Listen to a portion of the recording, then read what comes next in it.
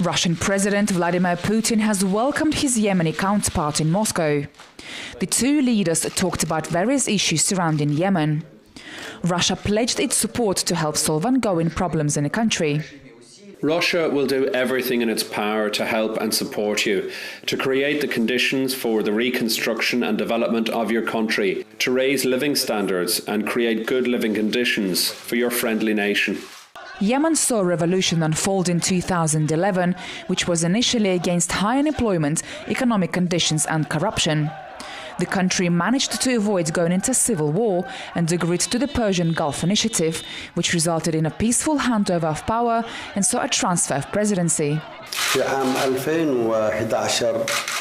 We achieved this through great effort, as over a 6-month period there was a real threat of a split in the army and in security agencies.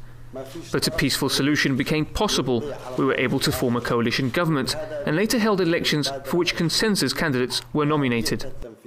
Last month, Yemen launched a national dialogue to decide whether the country will become a presidential or parliamentary republic. The dialogue will go on for 6 months, and it involves representatives from the ruling party, the opposition and the civil society.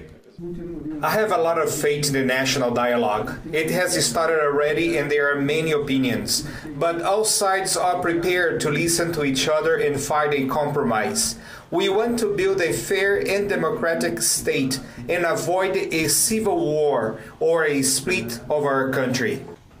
The foreign minister says that Yemen is hoping that the 5 permanent members of the UN Security Council will take similar stances on the situation in Yemen.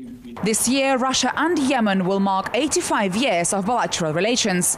The two countries enjoy close and friendly ties when it comes to political and economic cooperation.